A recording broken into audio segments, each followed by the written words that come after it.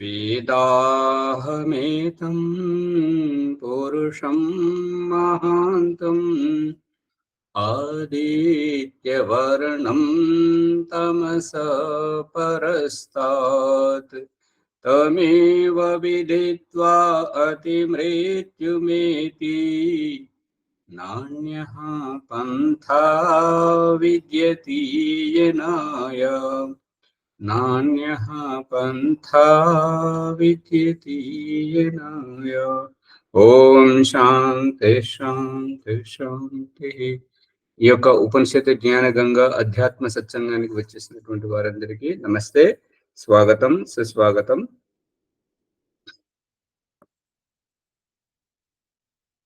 ఏమైనా సందేహాలు ఉంటే అడగండి. ఓం నమస్తే ఆచార్యజీ. నమస్తే. ఆత్మ సాక్షాత్కారానికి బ్రహ్మ సాక్షాత్కారానికి గల తేడా ఏమిటి ఆచార్యజీ? ఆత్మ సాక్షాత్కారం నేను ఈ 84 లక్షల జీవరాశులలో ఉండేటువంటి జీవాత్మ యొక్క సాక్షాత్కారం, జీవాత్మను తెలుసుకోవడం. బ్రహ్మ సాక్షాత్కారం అనేటువంటిది పరమాత్మ సాక్షాత్కారం. పిండ సృష్టిలో నన్ను నేను తెలుసుకోవడం, నాలాంటి వాళ్ళ గురించి తెలుసుకోవడం. పరమాత్మ సాక్షాత్కారంలో నాన్న గురించి తెలుసుకోవడం, విద్యాలయంలో పాఠశాలలో ప్రిన్సిపల్ గురించి తెలుసుకోవడం, ఏదైనా కంపెనీలో పనిచేస్తుంటే ఆ యొక్క యజమాని ఓనర్ గురించి తెలుసుకోవడం, మేనేజర్. అందు గురించి ఆత్మ వేరు, పరమాత్మ వేరు. అర్థమవుతుందా? అర్థమవుతుంది ఆచార్యజీ. ఆచార్య చిన్న ప్రశ్న. ఓ మనం దేహాన్ని విప్పుతున్నాం కదా ఆచార్యజీ, దాంట్లో బాహ్యంలో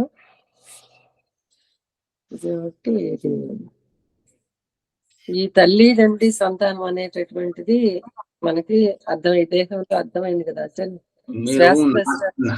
అమ్మగారు నాన్చుకుంటూ సాగదీస్తున్నారు, సూటిగా చదవటం అయితే ఒక్క నిమిషం. ఈ మనసు, మలమూత్రాలు ఇవి వేరు కదా ఆచార్య. రక్తము, మాంసము, అస్థిపంజరము, మలమూత్రాలు ఇవి వేరు. తర్వాత ఇంద్రియాలు, మనసు, చిత్తము, బుద్ధి, అహంకారము ఇవి వేరు కదా ఆచార్యజీ. ఇవి ఎలా ఒకటి మొత్తం మీద గుర్తొస్తుంది, కానీ ఎలా ఒకటి తర్వాత ఒకటి చెప్పాలి? ఇప్పుడు బాహ్యంలో అంటే కంటి ద్వారా చూస్తున్నాము, చెవుల ద్వారా వింటున్నాము అనేటటువంటిది.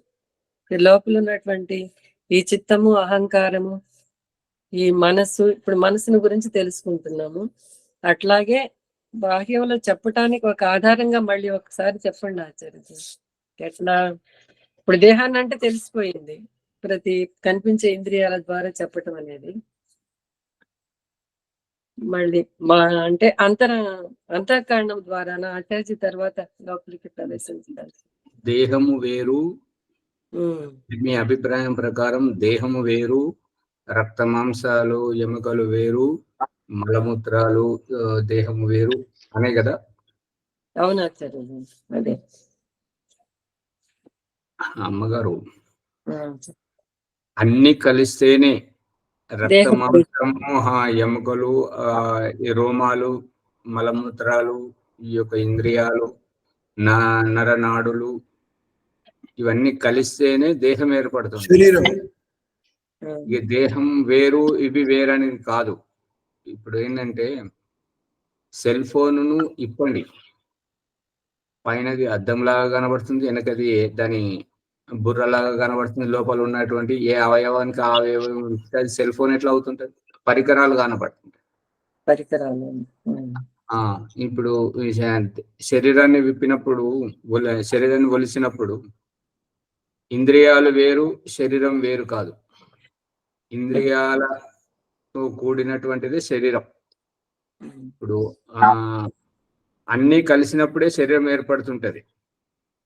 దేనికది విడదీసినప్పుడు రక్త మాంసాలను వేరు, ఎముకలను, రోమాలను వేరు, నాడులను వేరు, మలమూత్రాలను వేరు, ఇవన్నీ దేనికది వేరు చేస్తే శరీర రూపం ఇక్కడ ఉన్నది. లేదా ఆచార్య, ఇప్పుడు ఫోన్ చూడటం వేరు, లోపల ఒకదానికొకటి తెలుసుకోవటం కూడా ఉంది కదా, అట్లా అవును. మనం ఇప్పుడు ప్రవేశించేటప్పుడు అమ్మగారు ఫోన్ కాడికి పోకండి, శరీరం కాడికి పోకండి, ఇల్లు నిప్పండి, ఇల్లు నిప్పండి. మట్టిని ఒకవైపు, సిమెంట్ను ఒకవైపు, రాళ్ళను ఒకవైపు, ఇటుకలను ఒకవైపుకు, ఆ సున్నాన్ని ఒకవైపు, ఆ పెంకులను ఒకవైపుకు, అన్ని దేని దానికి వేరు చేయండి. ఇల్లు కనబడుతుందా? ఉండదు ఆచార్య. మరి కలిపే అన్నిటితోటే అన్ని యథాయోగ్యంగా ఏది ఎక్కడ పెట్టాలో అక్కడ. ఇందాక ఆ అమ్మగారిని అడగండి ఒకసారి. ఆ అమ్మగారు చెప్తున్నారు కదా, పొద్దు ఎక్కేటప్పుడేమో గబగబా ఎక్కిపోతుందంట, దిగేటప్పుడు మాత్రం నెమ్మది నెమ్మదిగా దిగుతుందంట. 12 గంటల తర్వాత నెమ్మది నెమ్మదిగా దిగుతుందంట. పట్టుకున్నారా? ఆవిడని అడుగుతారా ఒకసారి? సూర్యోదయం సూర్యాస్తమయంలో ఎలాగో ఈ ఓంకారం చెప్పండి. ఏ రకంగానైతే ఈ యొక్క సూర్యోదయం నుంచి మునుముందుకు పైకి పోతుందో, ఎగబాకుకుంటూ నెమ్మది నెమ్మదిగా పోతుందో, అదే నెమ్మది నెమ్మదిగా కిందికి వస్తున్నది. కనబడుతుందా? ఎక్కడ ఉన్నారో ఏం చేస్తున్నారు? కనపడుతుంది, తెలుస్తుంది, నరేష్ గారు, అర్థమవుతుంది. పొద్దు పొడవడం ఏంటి, పొద్దు గూకడం ఏంటి, పొడవడం ఏంటి, గూకడం ఏంటి, ఎక్కడం ఏంటి, దిగడం ఏంటి, అలా అవుతుందా? లేదా సార్, కాకపోతే అంటే రాత్రి మామూలు ఏర్పడుతుంది కదా. ఓమాచారి భూమి తన చుట్టూ తాను తిరుగుతున్నప్పుడు ఆ విధంగా అవుతుంది. సూర్యుడు తన చుట్టూ తానే తిరుగుతుంటాడు, భూమి తన చుట్టూ తాను తిరుగుతూ సూర్యుని చుట్టూ తిరుగుతుంది. అప్పుడు ఆ రకంగా కనిపిస్తుంది. అవును ఆచార్య. అది కేవలం కనిపించడం మాత్రమే ఆచార్యజీ. అంటే మనం భూమి పైన ఉంటాం కాబట్టి ఆ విధంగా కనిపిస్తుంది. ఇప్పుడు అది నరేష్ గారు నడుస్తారు కదా, నడిచేటప్పుడు ఏం జరుగుతుంది? ఇక్కడ ఉన్నట్టు కాళ్ళు అడుగులు ముందుకు పడుతుంది, వెనుకకు ముందుకు అంటున్నాం కదా. అవునవును. మనం నడుస్తున్నామా, భూమి తిరుగుతుందా? మనం నడిచినట్టు అనిపిస్తుంది కానీ భూమే తిరుగుతుంది. వారికి అనిపిస్తుందంట. చాలా గుర్తుపెట్టుకోండి, మంచి చేసి చెప్తా, అనిపిస్తుందంట. అంటే దేహం ద్వారానే నడిచేది మనమైతే భూమి ఎందుకు వెనుకకు పోవాలి? ఇప్పుడు బస్సులో మీరు బైక్ మీద కానీ బస్సులో కారులో పోయేటప్పుడు దగ్గరున్నవేమో వెనుకకు పోతుంటాయి, దూరం ఉన్నవేమో మనతో పాటు వస్తున్నట్టుగా కనిపిస్తున్నాయి. మళ్ళీ బయట ఉన్న వారు ఏమంటున్నారంటే బస్సు వస్తుంది, రైలు వస్తుంది, విమానం వస్తుంది అంటారు. దాంట్లో కూర్చున్న వారు ఏమంటారంటే ఊరు వచ్చింది, పట్టణం వచ్చింది, ఇల్లు వచ్చింది అంటారు. ఏది కరెక్ట్? రెండు కరెక్ట్ ఆచార్య. కాకపోతే మనం అంటూ నడవట్లేదు, భూమి తిరుగుతుంది కాబట్టి ఇక్కడ ఉన్న అమెరికా నుంచి వచ్చారు, నడవట్లేదంట, నడవకుండానే వచ్చారట, ఎత్తుకొచ్చారేమో అమ్మగారిని. కూర్చున్న చోట నుండి దిగుతున్నాం ఆచార్యజీ. ఒక సీట్ లో కూర్చుంటున్నాము, మళ్ళీ అదే సీట్ నుండి కింద దిగుతున్నాము, మళ్ళీ అదే భాష మాట్లాడుతుంటారు. వంటింట్లోకి వెళ్ళడానికైనా, పూజ దగ్గరికి సంధ్యోపాసన చేసుకోవడానికి వస్తున్నా, మలమూత్రాలు వదలడానికి వస్తున్నా, స్నానం చేయడానికి వస్తున్నా, నడుస్తున్నారా, నడవట్లేదా? నడుస్తున్నాం కాబట్టి తిరగలుగుతున్నాము. ఆ నడవడం ఏంటంటే ఈ కాళ్ళతోటి సూర్యకిరణాలతోటి భూమి తిరుగుతుందని చెప్పేసి భగవంతుడు చూపిస్తున్నాడు. ఈ కాలు లేదు, నడవడం లేదు, అంత ఒకటిదే. భూమి సూర్యుని మీద ఎట్లెట్లా కిరణాలు పడుతుంటే అట్లా భూమి ముందుకు పోతుంది అనేటువంటిది. ఇప్పుడు చిన్నపిల్లలు ఆ సైకిల్ పాత టైర్లను ఇట్లా కర్రతో కొట్టుకుంటూ పోతుంటారు కదా, ఎట్లెట్లా కొడుతుంటే అట్లా ముందుకు పోతుంటది. అదే రకంగా సూర్యుని యొక్క కిరణాలు భూమి మీద ఎట్లెట్లా పడుతుంటే భూమి అట్లా ముందుకు నడుస్తుంటుంటది.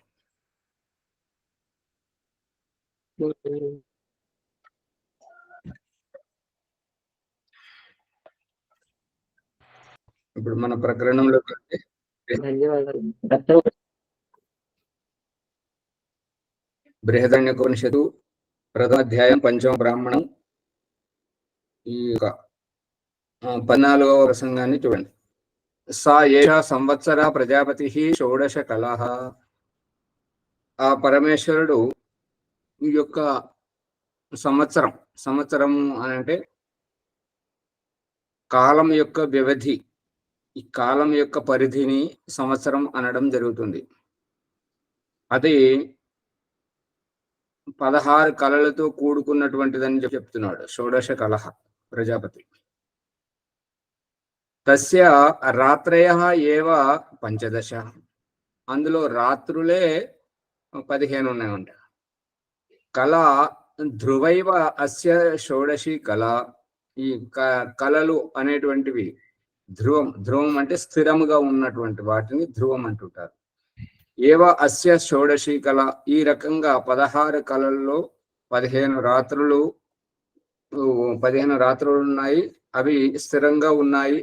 వాటితోటి నిరంతరంగా గతిమానం అవుతూ ఉంది ఈ సమయం అనేటువంటిది చెప్తున్నాడు. స రాత్రిభి ఏవ చ పూర్యతే అపచ క్షీయతే. ఈ రాత్రులతోటే అది పరిపూర్ణమవుతుంటది, మరియు ఆ రాత్రి అనేటువంటిది క్షీణిస్తూ పోతుంటది. రాత్రి క్షీణిస్తే దినము క్షీణిస్తే రాత్రి. ఈ రకంగా ఒకదాని వెనుక ఒకటి. ఇప్పుడు ఇంతకు మరి దినము ముందా రాత్రి ముందా? బాలాజీ గారు ఏది ముందు వస్తుంది?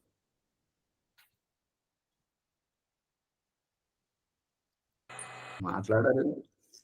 రెండు నడుస్తానే ఉంటాయి. రెండు సేమ్ ఉంటాయి సమయం. భూమి తిరుగుతా ఉంది. ఎలా మాట్లాడతారు చూడండి. ఇంట్లోనూ ఆశ్రమాల్లో రెండు జట్లు ఒకసారి ఎట్లా ఉంటారు? ఏది ముందు వస్తుంది? ప్రశ్నలు వినాలి ముందు. దినం ముందు వస్తుందా రాత్రి ముందు వస్తుందా? దినం ముందు వస్తుంది. ఇది అర్థం కాకపోతే మీరు నడిపించేటువంటి సైకిల్ మోటార్ ఉన్నది కదా, వెనుక పయ్యనేమో ముందుకు తిరుగుతుంటది. వెనుక పయ్య ముందుకు ఎట్లా తిరగాలి? ముందుకు తిరిగితే ఎట్లా? ముందు ఉన్నటువంటి ఆ చక్రం ఏమో వెనుకకు తిరుగుతుంది.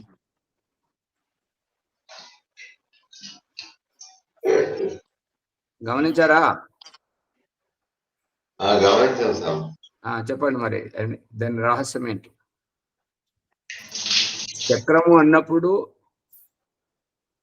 ముందు నుంచి తిరుగుతూ వెనుకకు పోతుంది, మనం ముందుకు పోతుంది. ముందుకు పోయేది నిజమే, వెనుకకు పోయేది నిజమే. ముందుకు వచ్చింది మళ్ళీ వెనుకకు వస్తుంటది, గుండ్రాగా ఉంటుంటది కదా. దీన్ని ఇంగ్లీష్ లో రీసైకిల్ పిన్ అంటుంటారు. రీసైకిల్ అన్నప్పుడు ఏది ముందు అనేది కాదు, దానికి తెలియడానికి ఇవన్నీ అర్థం చేసుకోవాలనే మన వంట పాత్రలు వాడుకునేటివన్నీ గుండ్రంగా ఉన్నాయి. మనము వండుకునే వంట పాత్రలు, తాగే గిలాసులు అన్ని గుండ్రంగా ఉండడానికి కారణం అదే.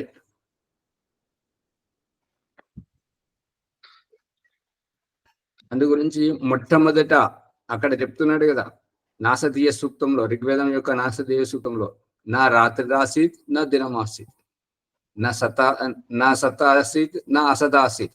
సత్తు లేదు, అసత్తు లేదు, రాత్రి లేదు, దినం లేదు, ఏదీ లేదు. అటువంటి స్థితిలో నుంచి ఈ యొక్క సృష్టి వ్యవస్థ ఏర్పడిందని చెప్పేసి మనకు చూపిస్తున్నాడు కదా. దినం ఎప్పుడు ప్రారంభం అవుతుంది నరేష్ గారు? మధ్యరాత్రి 12 గంటల తర్వాత క్షణం నుంచి మొదలుకొని మధ్యాహ్నం 12 గంటల వరకు ఇది దినం. రాత్రి ఎప్పుడు ప్రారంభమవుతుంది? మధ్యాహ్నం 12 గంటల తర్వాత క్షణం నుంచి మొదలుకొని రాత్రి 12 గంటల వరకు రాత్రి కాలం. ఇక గుడ్డిగా బండ గుర్తుగా చూడాలంటే సూర్యోదయం నుంచి సూర్యాస్తమయం వరకు దినము, సూర్యాస్తమయం నుంచి తెల్లారే వరకు చీకటి. బాలాజీ గారు పట్టుకుంటున్నారా? ఈ సమయాన్ని చూడండి. సమయం ఎప్పుడు ప్రారంభమవుతుంది? ఇవాళటి సమయం మధ్యరాత్రి 12 తర్వాత క్షణం నుంచి ప్రారంభమవుతుంది. లక్ష్మణ్ గారు పట్టుకుంటున్నారా? పట్టుకుంటాం ఆచార్య. ఈ యొక్క కార్యం ఇప్పుడు ఇక్కడ ఏమని చెప్తున్నా స ఆ యొక్క కాలము అనేటువంటిది రాత్రిభి ఏవా చ పూర్యతే, రాత్రులతోటి పూర్తి అవుతుంటది. దినము ఎప్పుడు అంటే మొదట మనకు దినము చూపిస్తున్నాడు దేవుడు. మొదట మనకు దినము చూపిస్తున్నాడు, ఆ తర్వాత రాత్రి తోటి ఆ దినం పూర్తయిందని అనిపిస్తున్నాడు. ఇక మన జన్మలో మనం పుట్టేది ఎక్కడ, మనం ఎక్కడ తయారవుతున్నాము అంటే తల్లి గర్భములో, అక్కడ సూర్యరశ్మి కూడా చేరుకొని చీకటిలో. కనబడుతుందా శ్యామలయ్య గారు? అర్థమవుతుంది స్వామి, అర్థమవుతుంది. గురించి చీకటిలో మన దేహం ఏ రకమైతే తయారవుతుందో మన దినము కూడా మధ్యరాత్రి తర్వాత ప్రారంభమవుతుంది. దినము 4 గడియలు అయితే 12 తర్వాత క్షణము నుంచి 3 గంటల వరకు 1 గడియ, 3 నుంచి 6 వరకు 2వ గడియ, 6 నుండి 9 వరకు 3వ గడియ, 9 నుంచి 12 వరకు 4వ గడియ. ఇది 4 గడియలు దినము, 4 గడియలు రాత్రి. గడియలు విగడియలు అంటారు ఆచార్య. విగడియలు అంటే ఏంటి? ఏమంటారు? గడియలు ఇవి 4 అయినాయి కదా, విగడియలు అంటే ఏంటి ఆచార్య? విగడియలు అంటే ఈ యొక్క 4 గడియలతోటి మనం ముందుకు పోతున్నాము, 4 గడియలతోటి మనం విశ్రాంతిలోకి వెళ్ళిపోతున్నాం. ఉదయం 6 గంటల నుంచి 9 గంటల వరకు 1, 9 నుంచి 12 వరకు 2, 12 నుంచి 3 వరకు 3, 3 నుంచి 6 వరకు సాయంత్రం 6 వరకు ఇది 4. మళ్ళీగా విగడియలు అనేటువంటి మీరు అడిగిన ప్రశ్నకు సమాధానం సాయంత్రం 6 నుంచి రాత్రి 9 వరకు 1, 9 నుంచి మధ్యరాత్రి 12 వరకు రెండవది, 12 తర్వాత నుంచి 1 నుంచి 3 వరకు మూడవది, 3 గంటల రాత్రి నుంచి ఇప్పుడు తెల్లవారిపోయి 6 గంటల వరకు నాలుగవది. గడియలు విగడియలు. ఈ విగడియలు అనేటువంటిది మీ దగ్గర వింటున్నాము. రోజుకు 8 గడియలు అనేది హిందీలో దీనికి 8 ప్రహర్ అవుతాయి.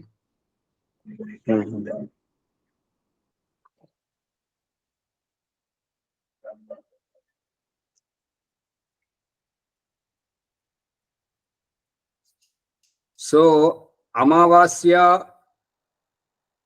రాత్రి మేఘస్య షోడశ్యాః కళాయాః సర్వమిదం. ఈ యొక్క రాత్రి ఈ దినములో ఇప్పుడు యజ్ఞము ఎప్పుడు ప్రారంభమవుతుంది అనేటువంటి విషయాన్ని యజుర్వేదము 3వ అధ్యాయంలో చెప్తున్నాడు. ఏంటంటే యజ్ఞము సాయంకాలం ప్రారంభమవుతుంటది, ఉదయం పూర్తి అవుతుంటది. అంటే సాయంకాలం ఎట్లా పూర్తి అవుతుంటది అంటే సృష్టి ఉత్పన్నమైన తర్వాత, ఆది మానవులు అభివ్యక్తమైన తర్వాత వాళ్ళు కొద్దిగా సర్దుకుంటారు. ఆ చెట్లను చూడాలి, దాని కర్రలను చూసుకోవాలి, పలుగురాలను తీసుకురావాలి, వాటిని ఒకదానికొకటి కొట్టితే ఆ నిప్పు కణము తయారు కావాలి. అవన్నీ తయారు చేయడానికి అది సాయంత్రమే యజ్ఞం ప్రారంభం అవుతుంటది. అందు గురించి యజుర్వేదంలో సాయంకాలీన మంత్రాలు ఉన్నాయి మొదట, తర్వాత ప్రాతకాలీన మంత్రాలు. అందు గురించి ఇక్కడ కూడా చూపిస్తున్నాడు ఏంటంటే మనకు మాసం లోపల అంటే నెలలో ఈ చైత్ర మాసం ఇప్పుడు నడుస్తున్నది. శుక్లపక్షం అయిపోయింది, కృష్ణపక్షంలో ఇవాళ ద్వాదశ తిథి. ఇంకా 3 రోజులైతే ఈ యొక్క కృష్ణపక్షం బహుళపక్షం అయిపోతుంటది. చైత్ర మాసం కూడా పూర్తి అయిపోతుంటది. ఈ మూడవ రోజు అమావాస్య వస్తుంటది. అదే విషయం చెప్తున్నాడు. సో అమావాస్యాం రాత్రి ఏతాయ, ఈ నెలను లెక్క పెడితేనేమో అమావాస్య తోటి నెల పూర్తి అవుతుంటది. ఇక దినము లెక్క పెట్టుకుంటేనేమో రాత్రి తోటి దినం పూర్తి అవుతుంటది అనేటువంటిది అభిప్రాయం. రాత్రి మేతయ షోడశ్యా కలయా సర్వమిదం ప్రాణభృత్ అనుప్రవిశ్య తతః ప్రాతర్జాయతే. ఈ షోడశ కళ లోపల సర్వం ఇదం ప్రాణం, ఈ యొక్క సంపూర్ణమైనటువంటి ప్రాణభృత్ అంటే జీవం పోసుకునేటువంటివన్నీ అనుప్రవిశ్య, ఈ జీవం పోసుకునేటువంటివన్నీ సూర్యుడి రాకతోటేమో ఆధ్యాత్మికంలో ఉన్నటువంటి వారు, ఉద్దేశంతో ఉన్నటువంటి వారు లేస్తారు. సూర్యుడు వచ్చిన తర్వాత లేసేవారు తామసికులు అన్నట్టుగా. ఆ రకంగా ప్రాణభృత్, ప్రాణం శ్వాస తీసుకొని ఉండేటువంటి వాళ్ళంతా ఆ సూర్యుడిని అనుకరిస్తున్నారు అన్నట్టుగా. అనుప్రవిశ్య సూర్యుని అనుకరిస్తున్నారు. సూర్యుడు అస్తమించడంతో విశ్రమించి పడుకుంటారు. తతః ప్రాతర్జాయతే, ఇక రాత్రి తర్వాత ప్రాతకాలం అనేటువంటిది అవుతుంది. తస్మాదేతాం రాత్రిం ప్రాణభృతః ప్రాణం న విచ్ఛిన్యాద్ అపి క్రికలాసస్య ఏతస్య ఏవ దేవతాయ అపచిత్యై. తస్మాదేతాం, ఇక ఆ రూపకంగా ఏతాం రాత్రిం, ఈ యొక్క రాత్రి ప్రాణభృత ప్రాణం శ్వాస తీసుకునేటువంటి వారు, ఈ యొక్క దేహం, ఈ షోడశ కళ అంటే 16 కళలు. ఈ 16 కళల గురించి తెలుసుకోలేదు కదా. ఈ యొక్క యజ్ఞం చేసిన 16 కళలే. మనుష్య జీవితం 16 కళల్లోనే ఉంది. ఈ యొక్క మనుష్య జీవితంలోకి 16 కళలు ఎలా వచ్చాయి, మనుషునికి 16 సంస్కారాలు ఏ రకంగా వచ్చాయి, ఈ యొక్క శుక్లపక్షంలో కృష్ణపక్షంలో 16 కళలు ఎలా వచ్చాయి, ఈ యొక్క చంద్రుని ద్వారా ఈ యొక్క ప్రకృతిలోకి అన్న ఔషధులలోకి 16 కళలు ఏ రకంగా వచ్చాయి. దీంట్లో సోమలత అనేటువంటి ఒక దివ్య ఔషధం ఉంటుంటది. ఆ ఔషధం ఏంటంటే అమావాస్య తదుపరి క్షణం నుంచి శుక్లపక్షం ఉంటుంటది కాబట్టి ఆ యొక్క సోమలత దాంట్లో ఒక్కొక్క ఆకు, ప్రతిపద నాడు ఒక ఆకు, ద్వితీయ నాడు 2వ ఆకు, తృతీయ నాడు 3వ ఆకు, చతుర్థి నాడు 4వ ఆకు, ఈ రకంగా 16 కళలు, 16 రోజులకు 16 ఆకులు వస్తుంటాయి. ఇక పౌర్ణమి తర్వాత, పౌర్ణమి వరకు పరిపూర్ణంగా ఆకులతో నిండి కనిపిస్తుంటాయి. ఇక పౌర్ణమి తర్వాత కృష్ణపక్షం ప్రతిపద లోపల ఒక ఆకు రాలిపోతుంది. ఆ తర్వాత ద్వితీయ నాడు 2వది, తృతీయ నాడు 3వది, ఈ రకంగా రాలిపోతూ అమావాస్య వరకు కేవలం తీగ మాత్రమే కనిపిస్తుంది. దాని మీద ఆకులే ఉండవు. ఇది ఆ సోమలత యొక్క వైవిధ్యం. దాంతో సోమయాగం చేయడం, పెద్ద పెద్ద యజ్ఞాలు చేయడం, దాంట్లో ఆ యజ్ఞంలో ఆహుతి ఇచ్చిన తర్వాత ఆ సోమరసాన్ని ఎవరైతే తాగుతారో, సేవిస్తూ ఉంటుంటారో వారికి శరీరంలో ఉన్న రోగాలు పోతుంటాయి. సంతానం కాని వారికి సంతానం అవుతుంటుంటది. ఆ సోమలత యొక్క ఆహుతి ఇచ్చిన తర్వాత వర్షం పడాలంటే వర్షం పడుతుంటుంటది. తద్వారా ఆ సోమలత యొక్క సోమ ఔషధం అంటే ఇంద్రునికి, పరమాత్మనికి చాలా ప్రీతి అన్నమాట. అందుగురించి సోమరసం చేస్తుంటారు. ఆ సోమము అనేటువంటిదే ఈ అన్న ఔషధులకు వచ్చింది. ఈ చంద్రుడు లేకుండా ఏ పంటలు పండవు. ఈ యొక్క సూర్యుడు దినము లోపల ఈ యొక్క నీరు విత్తనాన్ని తీసుకెళ్లి భూమిలో వేస్తే ఆ విత్తనాన్ని భూమి తన పొట్టలో దాచుకుంటుంటది. అక్కడికి నీరు వెళ్ళి దాన్ని ఉబ్బిస్తుంటుంటది.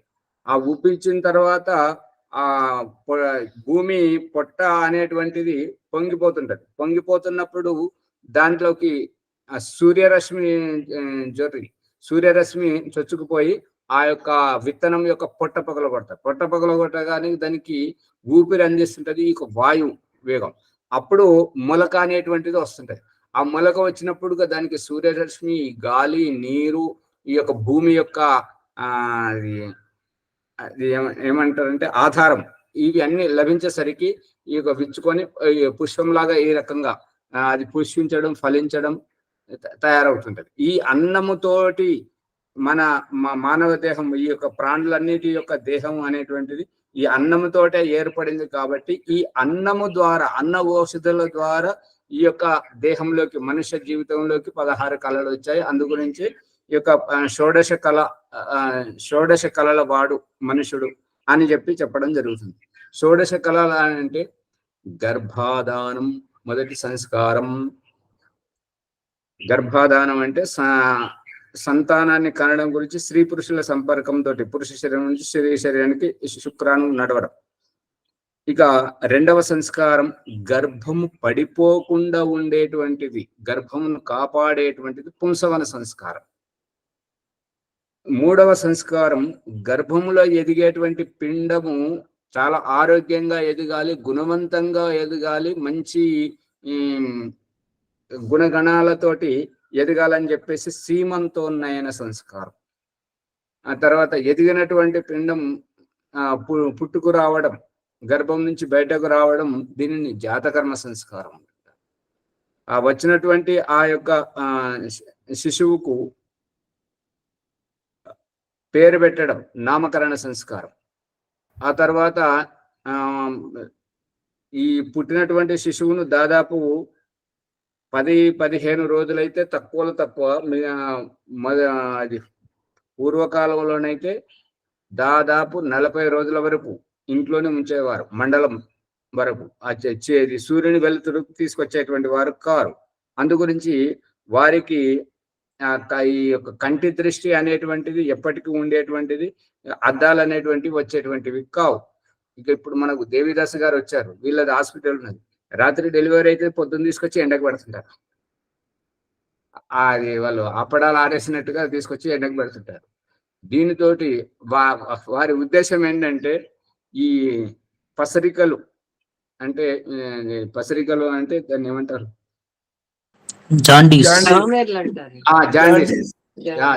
జాండీస్ రాకుండా ఉండడానికి అని చెప్పేసి పెడుతుంటారు. దీనివల్ల ఈ సూర్యరశ్మిలో పెట్టడం వల్ల ఏంటంటే ఈ శరీరము నల్లబడుతుంటది, కంటి దృష్టి చెడిపోతుంటది. అందు గురించి గుడ్డివారికి పోతుంటారు. చిన్న చిన్న పిల్లలకే అద్దాలు, ఇంకా కొంతమందికి అయితే అద్దాలతో సరిపోదు, భూతద్దాలు పెట్టాల్సి వస్తుంటుంటాయి, ఇంత దొడ్డుగా పెట్టుకుంటుంటారు. అది కారణం. ఈ ఎక్కడైతే బాలింత శిశువుని వేసుకుని ఉంటుంటుందో అక్కడ ఆముదం దీపం పెట్టేవారు పూర్వకాలంలో. అది ఆ ఆముదం కళ్ళల్లో వేసేవారు, ముక్కులో వేసేవారు, ఈ యొక్క మలమూత్ర ద్వారాలలో వేసేవారు, ఈ అంత శరీరానికి పెట్టేవారు, స్నానం చేయించేవారు, చాలా బాగుండేటువంటి. ఇప్పుడైతే చెవులో నూనె వేయొద్దంట, ముక్కులో వేయొద్దంట, కళ్ళల్లో వేయొద్దంట, ఏది వేయొద్దంట, బేబీ సోప్ మాత్రం పెట్టాలట.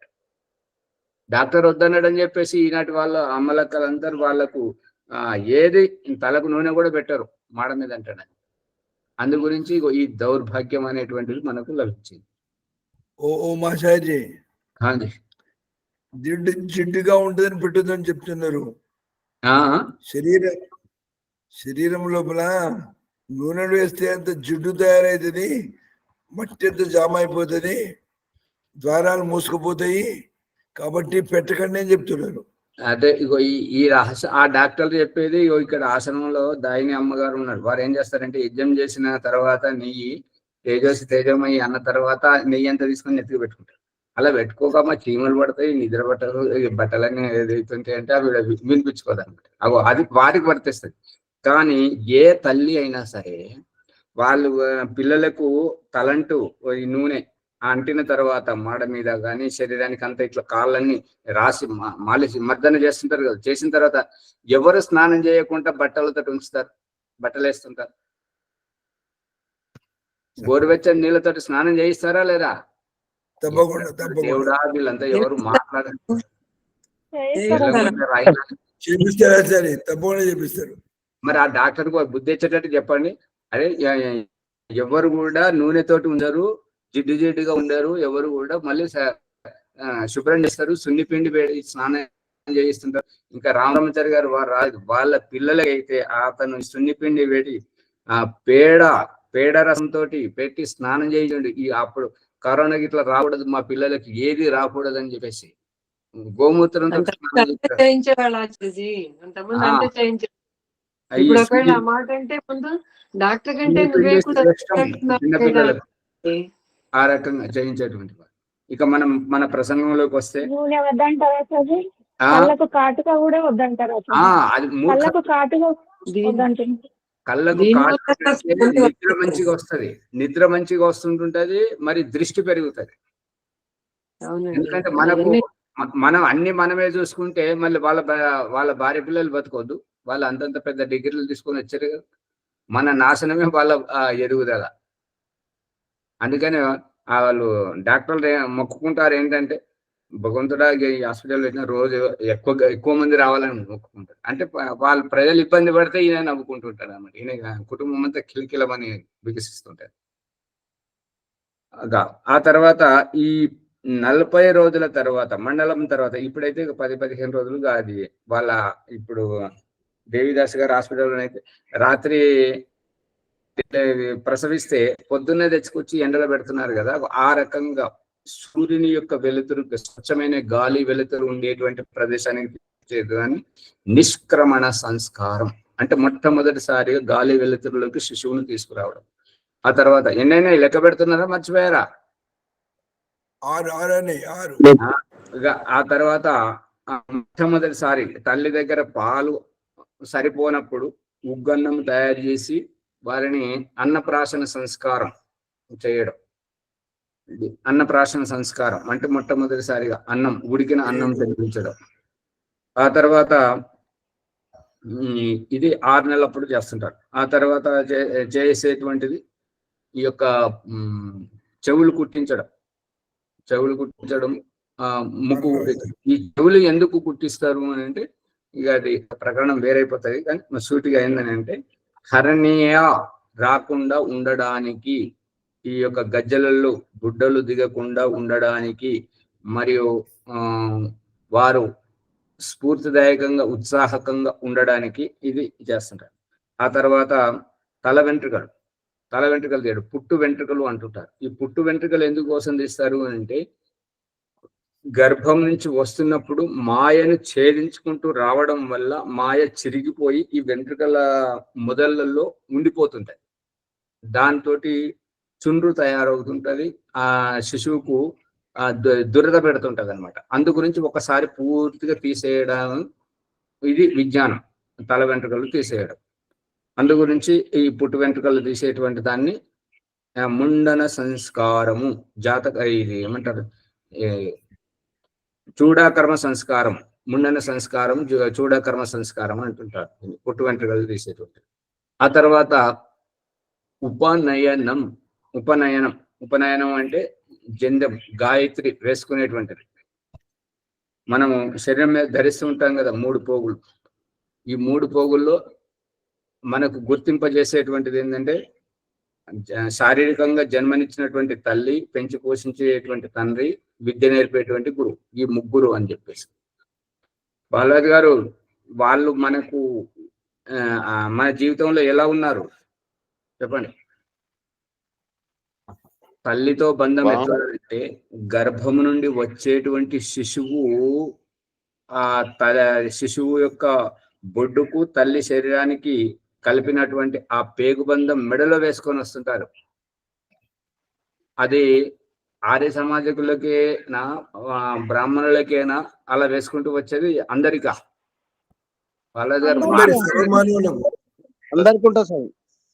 అంటే క్రిస్టియన్ల ముస్లిం కూడా ఉంటది, వాళ్ళకు ఉండకూడదు కదా, వాళ్ళు నమ్మరు కదా మన సిద్ధాంతాన్ని. అందరూ ఒకటే కదా స్వామి, వాళ్ళు కూడా మనుషులే కదా స్వామి. అంటే తల్లితోటి ఈ పేగు బంధం, రక్త సంబంధం అనేటువంటిది మనుషుల మాత్రలకు, పశు పక్షులకు అందరికీ సమానమే. ఆ తర్వాత పెంచి పోషించి మనల్ని మన కాళ్ళ మీద నిలబెట్టి తన జీవితంలో సంపాదించినటువంటి సంపత్తినంతా మనకు దారాదత్తం చేసి తాను విశ్రాంతి తీసుకొని మన దగ్గర ఉండేటువంటి వ్యక్తి ఎవరు? తండ్రి. తండ్రి. తండ్రి ఎవరికి ఉంటాడు? అందరికి.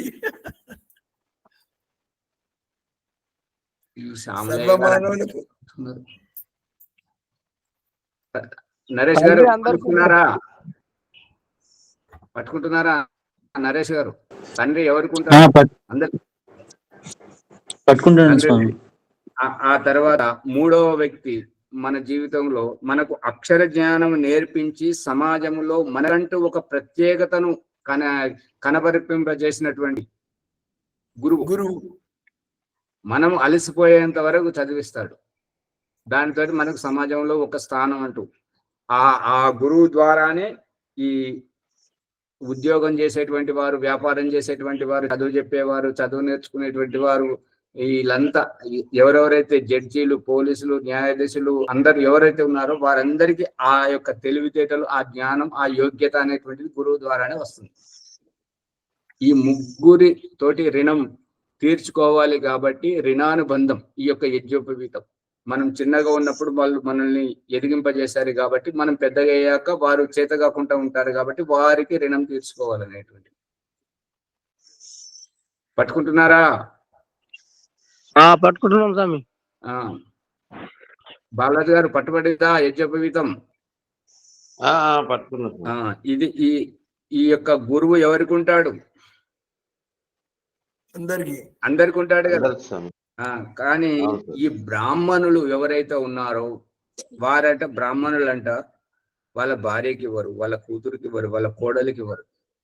కోడలిది భార్యది వారి కలిపి వారిది. కోడలివి 3 దారాలు, భార్యవి 3 దారాలు, వారివి 3 దారాలు, 9 దారాలు వేసుకుంటారు. భగవంతుడేమో ప్రతి ఒక్కరికి 3 పోగులు అని చెప్తున్నాడు. కానీ వాళ్ళు వేసుకుంటారు. ఎవరికి వాళ్ళకే ఉద్ధరించుకోవటం రాదు, మాత్రమే. అది ఈ కారణంగానే ఇదంతా ఎందుకు వచ్చింది అంటే శంకరాచార్య గారు, మండన మిశ్ర గారు వారు శాస్త్రార్థం చేస్తున్నప్పుడు వారిద్దరి మధ్యలో భారతీదేవి గారు విద్యావంతురాలై ఉండి మధ్యస్థరాలిగా ఉండి శంకరాచార్య గారికి షరతు ఏం పెడుతుంటారంటే, స్వామీజీ మీరు ఓడిపోతే మీరు సన్యాసం వదిలిపెట్టి గృహస్థానంలోకి రావాలి అని చెప్పింది, షరతు పెట్టింది. మరి మండన మిశ్ర గారు ఓడిపోతే వారు గృహస్థం వదిలిపెట్టి సన్యాసం అవుతుంటాడని చెప్పేసి ప్రారంభించారు మాట్లాడిన తర్వాత మధ్యలో మండన మిశ్ర గారు ఓడిపోతుంటారు. ఓడిపోతే అతడు ఇక శంకరాచార్య గారు సంతోషపడుతుంటే అప్పుడే ఆ భారతీదేవి గారు వచ్చేయమంటారంటే, స్వామి అప్పుడే తొందరపడకండి, వారు సగమే ఓడిపోయారు, ఇంకొక సగం నేనున్నాను కదా, నన్ను కూడా ఓడించండి అంట. అప్పుడు శంకరాచార్య గారు మరింత ఉత్సాహపడింది. నేను ఒకే పిట్టకు గురి పెట్టాను కానీ ఇప్పుడు 2 పిట్టలు నాకు వస్తున్నాయి. దేశాన్ని రక్షించడం గురించి దేశంలో భారతీయ సంస్కృతిని ప్రచారం చేయడానికి 2 వస్తున్నారు అని చెప్పి సంతోషపడ్డాడు. కానీ ఆవిడే ఏ స్త్రీ అయినా కూడా తన గృహస్థ ధర్మాన్ని నాశనం చేసుకోలేదు కదా. అయితే ఇతని గురించి తెలుసుకున్నటువంటి ఆవిడ శాస్త్రీయ ప్రశ్నలు వేయకుండా ఇక గృహస్థ సంబంధించినటువంటి ప్రశ్నలు వేసి అతన్ని పరాభావం చేస్తుంటది. చేసినప్పుడు అంతటి వరకు జైనులను, బౌద్ధులను ఓడించుకుంటూ వైదిక ధర్మాన్ని ప్రచారం చేస్తున్నటువంటి శంకరాచార్యుడు ఈ యొక్క శాస్త్రార్థంలో ఓడిపోయేసరికి అప్పటి వరకు అతడు జగద్గురు అని పేరు ప్రఖ్యాతి గాంచాడు. అటువంటి శంకరాచార్యునికి ఈ యొక్క స్త్రీ అడిగినటువంటి ప్రశ్నలకు ఓడిపోయేసరికి అతనికి ఎక్కడ లేనివంటి మానసిక క్షోభ కలిగిందనమాట. ఈ ఇన్ఫీరియారిటీ చాలా బాధపడి అప్పుడు అతను అన్నాడు అనమాట, స్త్రీ శూద్రు నా ధూయత అని చెప్పేసి. ఈ స్త్రీలకు శూద్రులకు ఈ శాస్త్రీయ రహస్యాలు చెప్తే మనల్ని ఈ రకంగా పరాభావితం చేస్తుంటారు అని చెప్పేసి అన్నారు. ప్రసంగం దూరంగా వెళ్తుంది కానీ ముగిద్దాం. ఈ యొక్క స్త్రీ శూద్రు నా ధూయతం అన్నటువంటి అక్కడి నుంచి మొదలుకొని స్త్రీలకు యజ్ఞోపవీత సంస్కారం చేయట్లేదు, వారికి చదువు అక్కర్లేదు అని చెప్పేసి ఇక ఈ యొక్క క్రైస్తవులలో, ముస్లింలలోనైతే స్త్రీలలో ఆత్మ కూడా లేదు అని చెప్పేసి నమ్ముతుంటారు. ఓం ఆచార్య వేయడం అందు గురించి ద్వారం అంటాడు కదా. అది ఆయన ఎవరు తులసి దాస్ గారు రామకృష్ణ అది రామచరిత మానసులు దాంట్లో. ఇక ఈ రూపకంగా ఈ స్త్రీని వంచడం, శూద్రులను వంచడం ఇది బ్రాహ్మణుల వరకే ఉన్నది కాబట్టి వాళ్ళు ఈ రకంగా చేస్తున్నటువంటి వాళ్ళు బ్రాహ్మణులు అనుకొని వాళ్ళ భార్యకు వాళ్ళ కోడలికి. ఓ ఆచార్య, ఇప్పుడు మనం కూడా ఎవరు వేసుకోవద్దు అంటున్నారు. బాపన్న మేము వేసుకుంటే యజ్ఞోపవీతం మీరు వేసుకోరాదు, శూద్రులు బ్రాహ్మణులే వేసుకోవాలి అంటున్నాడు. మా ఊళ్ళో ఒక ఆయన వేదాలు చదివిన ఆయన ఉన్నాడు. ఆయన అడగండి, మీరే వేసుకోవాలంటే మీరు బ్రాహ్మణులు అనడానికి ప్రమాణం ఏంటి? మీరు ఏ లక్షణాలతోటి మీరు బ్రాహ్మణుడు? మరి బ్రాహ్మణులు మీకు మీరు అంటే సరిపోతుందా? భగవంతుడు వేదంలో గాని ఎక్కడైనా ఎవరికి యజ్ఞోపవీతం ఇయ్యనివాడు, ఎవరికి వేదం చదివించని వాడు బ్రాహ్మణుడు ఎట్లా అవుతుంటాడు? మరి భగవంతుడైతే ఈ తల్లి గర్భం నుండి వస్తున్నటువంటి ఈ శిశువే మెడలో వేసుకొని తల్లి పేగుబంధాన్ని చూపిస్తున్నాడు కదా, రక్త సంబంధాన్ని చూపిస్తున్నాడు కదా, భగవంతుడు ప్రత్యక్షంగా చూపిస్తున్నాడు కదా ఈ పేగుబంధాన్ని. అది ఆ బ్రాహ్మణుని కడుపున పుట్టిన బిడ్డకు ఆ రకంగా రావట్లేదా? తీసి పక్కకు పెట్టేసి వస్తున్నాడా? అందరికి వస్తుంది. మరి ఈ తండ్రి పెంచి పోషించి పిల్లలను వాళ్ళ కాళ్ళ మీద వాళ్ళని నిలబెట్టి తను సంపాదించిన సంపత్తినంతా పిల్లలకు దారాదత్తం చేసి ముసలివాడైపోయి విశ్రాంతి తీసుకోవట్లేదా? అది వాళ్ళకైతే బ్రాహ్మణులకైతే లేదు, నాన్న నీది అంతా నేనే ఉండాలి, నువ్వు లేవని చెప్పేసి బ్రాహ్మణులకు తండ్రి లేకుండా ఉంటున్నాడా? తండ్రి లేడు అని అంటే తల్లిని వ్యభిచారం చేసినట్టు అవుతుంటది కదా. మళ్ళీ గురువు లేకుంటే ఎట్లా చదువుకున్నారు? వాళ్ళు తెలివి ఎట్లా వచ్చింది వాళ్ళకు? మరి వాళ్ళు స్త్రీ కడుపు నుంచే పుట్టారు కదా. వారు మరి ఆ రకంగా పుట్టినప్పుడు వాళ్ళకు ఆ యజ్ఞోపవీత అధికారం ఎట్లా వచ్చింది? ఇదంతా మూర్ఖత్వం అన్నట్టుగా. అందు గురించి ఈ యొక్క ఉపనయన సంస్కారం అంటే యజ్ఞోపవీత ధారణ అనేటువంటిది స్త్రీలకు, పురుషులకు, అందరికి, ప్రతి ఒక్కరికి యజ్ఞోపవీత ధారణ చేసేటువంటి అధికారము ఉన్నది అనేటువంటి అభిప్రాయం. దయానంద సరస్వతి అయితే అందరికి ధారణ చేపిస్తుంటాడు, వైదికులు అందరూ ధారణ చేస్తుంటారు. ఇక యజ్ఞోపవీతం తర్వాత వేదారంభం, గురువు దగ్గరికి వెళ్ళి విద్యను అభ్యసించడం, ఇది సంస్కారం. లెక్క పెట్టారా? మర్చిపోయారా సంస్కారాలు? లెక్క పెట్టాం ఆచార్య, 11. 11 అండి. ఈ వేదారంభం తర్వాత సమావర్తనం, విద్యను ముగించుకొని వచ్చేటువంటి సంస్కారం సమావర్తన సంస్కారం అంటుంటారు. ఆ తర్వాత సమావర్తనం తర్వాత ఈ పెళ్లి చేసుకునేటువంటిది వివాహ సంస్కారం. ఆ తర్వాత గృహాశ్రమం, కలిసి జీవించేటువంటిది. ఆ తర్వాత 50 ఏళ్ళు నిండిన తర్వాత ఇల్లు వదిలి బయటకు వెళ్ళేటువంటిది వానప్రస్థాశ్రమం. ఆ తర్వాత వానప్రస్థం ముగించుకుని సన్యాస దీక్ష, ఇక బ్రతికున్నంత కాలం ఉండేటువంటిది సన్యాస దీక్ష. ఇక దేహ వియోగం జరిగిన తర్వాత అది అంత్యేష్టి. కనబడుతున్నాయా? ఆచార్యజీ, అంత్యేష్టి తర్వాత కూడా కొన్ని కర్మలు చేస్తుంటారు కదా, 3వ రోజు 13వ రోజు అని. అవి తర్వాత మాట్లాడుకున్నాం. ఇప్పుడు ఎన్నైనాయి మీ దగ్గర లెక్క పెడితే? 16 అయినాయి ఆచార్యజీ. 17 కావాలి. మీరు మీ లెక్క సరిగా లేదు, ఎక్కడో తప్పిపోయారు. గర్భాధానం, వేదారంభం, సమావర్తనం అయితే 17 అవుతుంది. అదే ఈ యొక్క అంత్యేష్టి ఎందుకు అని అంటే ఈ 16 సంస్కారాలేమో ఆత్మను ఉద్దేశించి చేయబడుతున్నాయి. 17వ దాంట్లో ఆత్మ వెళ్ళిపోతుంది, శరీరానికి మాత్రమే ఇష్టి చేయబడుతుంది అంత్యేష్టి. మన ప్రసంగం 16 సంస్కారాల గురించి, అంటే జీవాత్మ గురించి మన ప్రసంగం నడుస్తున్నది.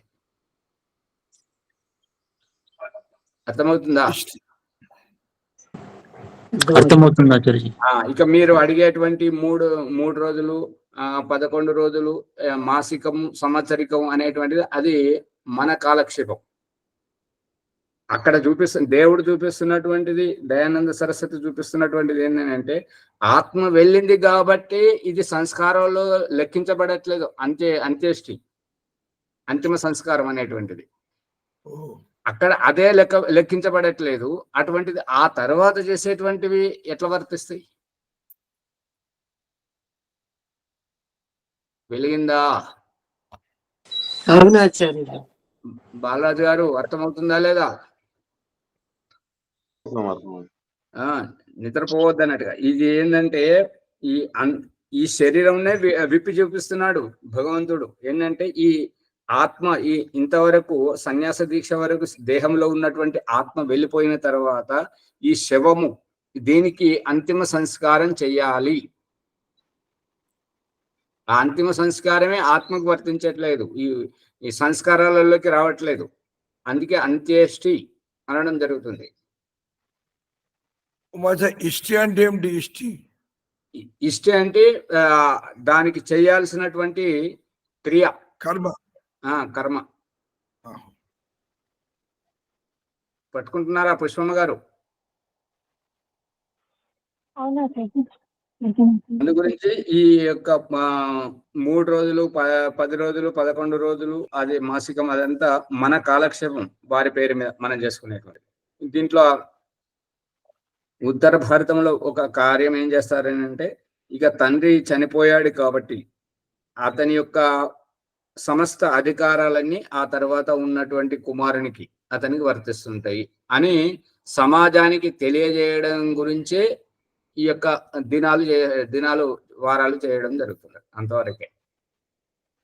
అంతేగాని ఆ మృతాత్మకు ఏది వర్తించదు, ఈ పిండాలు వర్తించవు, ఏది వర్తించదు. ఓం ఆచార్య, కానీ తండ్రి సంపద అంతా కొడుకులకు వస్తుందన్నారు. కొడుకులు లేకుంటే ఎట్లా మరి? బిడ్డలకు వస్తుంది. ఎవరు లేకపోతే దత్తత తీసుకున్న వారికి వస్తుంటది, లేదంటే వాళ్ళ అన్నదమ్ముల పిల్లలకు పోతుంటది. మన దగ్గరికి అయితే రాదు కదా వారిది. అవునవును. మరి అంటే ఆచార్య ఇక్కడ ఈ సందర్భంలో అంత్యేష్టి చేసేటప్పుడు కొడుకులు ఉంటే నిప్పు పట్టుకుంటారు. మరి అది అధికారం కూతుర్లకు లేదా? ఉన్నది. కూతురు కూడా నిప్పు పట్టుకోవచ్చు. ఇప్పుడు యజ్ఞోపవీత సంస్కారము, యజ్ఞోపవీత ధారణ స్త్రీలకు పురుషులకు ఉన్నప్పుడు, స్త్రీలకు పురుషులకు ఇద్దరికి తల్లి రుణం తండ్రి రుణం గురువు రుణం అని ఉన్నప్పుడు నిప్పు పట్టుకునేటువంటి అధికారం కూడా ఉంది.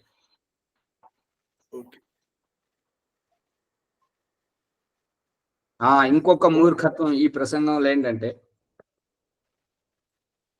9 మాసాలు మోసినటువంటి తల్లిదండ్రులు తండ్రే ఉంటే, తల్లి లేక తండ్రే ఉంటే, లేదంటే తండ్రి లేక తల్లే ఉంటే వారికి వివాహం చేసేటప్పుడు కన్యాదానం చేయడానికి వారికి అర్హత లేదు.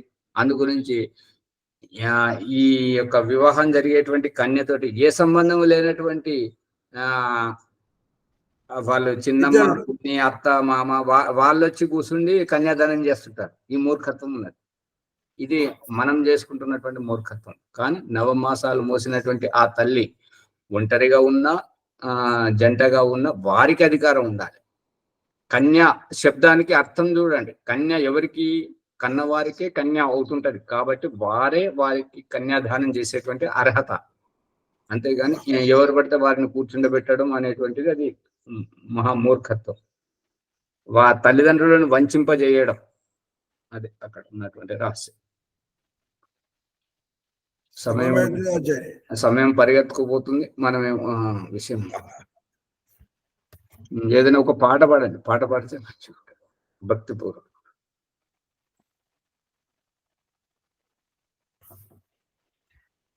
పుష్పమ్మ గారు పాడండి.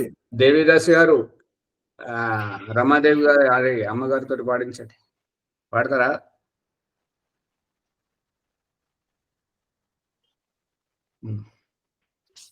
అమ్మ పుష్పమ్మ గారు వద్దతు, గానం వద్దతు.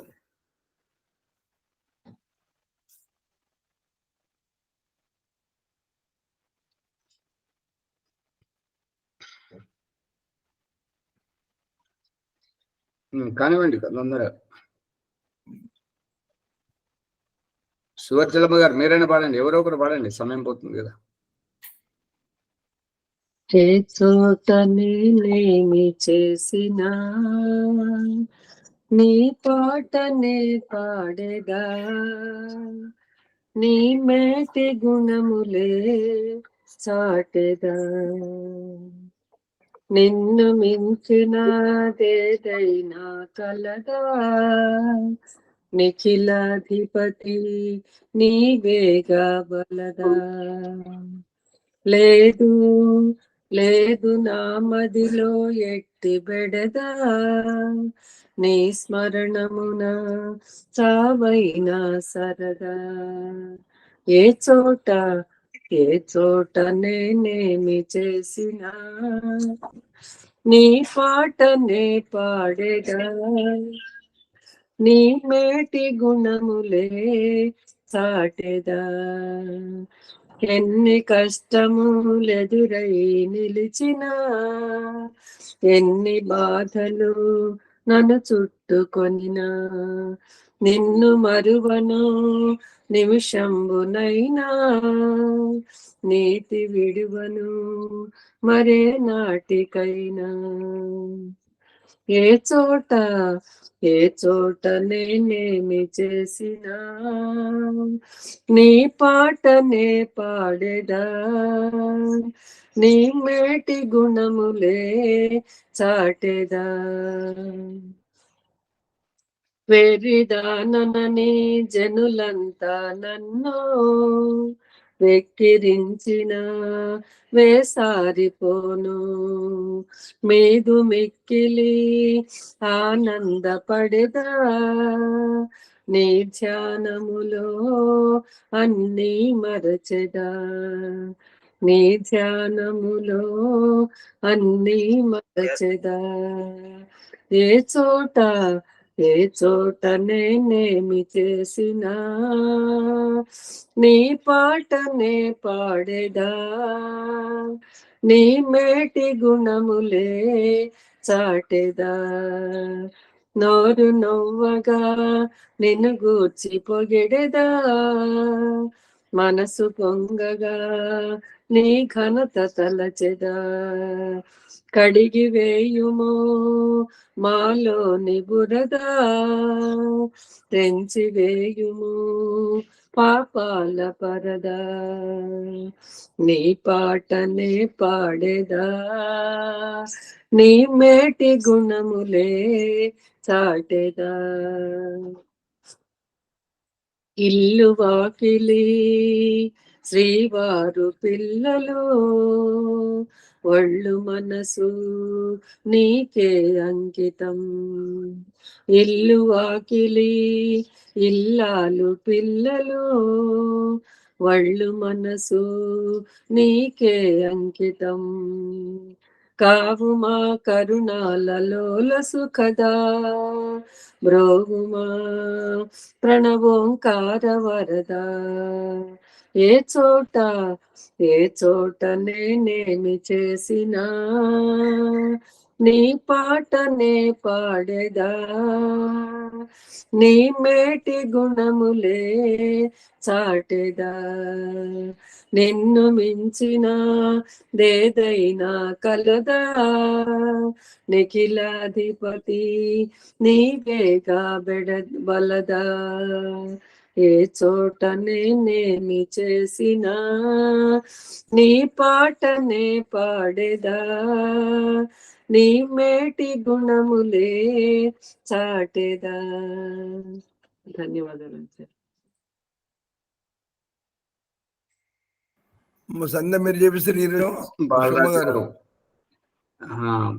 గారు, పాలమ్మిన ఆశ్రమానికి వచ్చిన, ఇంట్లో ఉన్న పిల్లల దగ్గరికి వెళ్ళిన, ఎక్కడికి వెళ్ళినా అమ్మగారు ఇంట్లో ఇల్లు ఊడ్చిన, వంట చేస్తున్నా, ధ్యానం చేసిన, యజ్ఞం చేస్తున్నా, చుట్టాలింటికి పోయినా, విదేశాలకు పోయినా, ఏ చోట నేనేమి చేసినా అని ఈ రకంగా భూమిక చెప్పాలి. చెప్తే అప్పుడు అందరూ ఓహో అలాగా అని ఆసక్తికరంగా వింటుంటారు.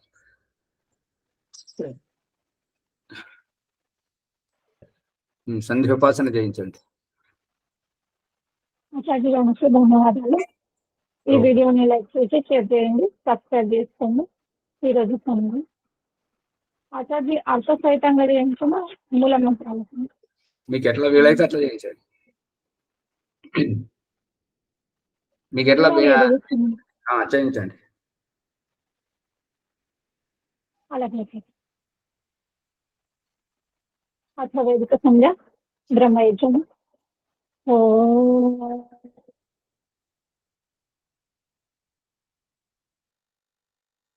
ఓం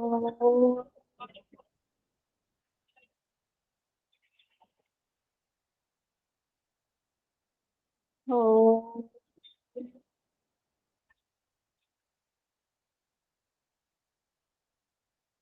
ఓం అమృతోపస్కరణమసి స్వాహా. ఓం అమృతాపిధానమసి స్వాహా. ఓం సత్యం యశః శ్రీర్మైశ్రీః శ్రేతాం స్వాహా. ఓం షణ్ణో దేవీరభిష్టయా ఆపో భవంతు పీతయే సంయోరభిస్రవంతు నః. ఓం వాక్ వాక్. ఓం ప్రాణః ప్రాణః. ఓం చక్షుః చక్షుః. ఓం శ్రోత్రం శ్రోత్రం. ఓం నాభిః. ఓం హృదయం. ఓం కంఠః. ఓం శిరః. ఓం బాహుభ్యాం యశోబలం. ఓం కరతలకరపృష్ఠే. ఓం భ్రూః పునాతు శిరసి. ఓం భువః పునాతు నేత్రయోః. ఓం స్వః పునాతు కంఠే. ఓం మహః పునాతు హృదయే. ఓం జనః పునాతు నాభ్యాం. ఓం తపః పునాతు పాదయోః. ఓం సత్యం పునాతు పునః శిరసి. ఓం ఖం బ్రహ్మ పునాతు సర్వత్ర. ఓం భూః. ఓం భువః. ఓం స్వః. ఓం మహః. ఓం జనః. ఓం తపః. ఓం సత్యం. దీనితో మొదటి ప్రకరణం పూర్తవుతుంది. అథ రెండవ ప్రకరణం అథమర్థన మంత్రము. ఓం ఋతం చ సత్యం చాభిర్భాతపసోऽధ్యజాయత. తతో రాత్రజాయత. తతః సముద్రో అర్ణవః. సముద్రాదర్ణవాదధి సంవత్సరో అజాయత. అహోరాత్రాణి విదధద్విశ్వస్య మిషతో వసి. సూర్యాచంద్రమసౌ ధాతా యథా పూర్వమకల్పయత్. దివం చ పృథివీం చాంతరిక్షమథో స్వః. ఓం షణ్ణో దేవీరభిష్టయా ఆపో భవంతు పీతయే సంయోరభిస్రవంతు నః. ఓం ప్రాచీదిగగ్నిరధిపతిరసితో రక్షితాదిత్యా ఇషవః.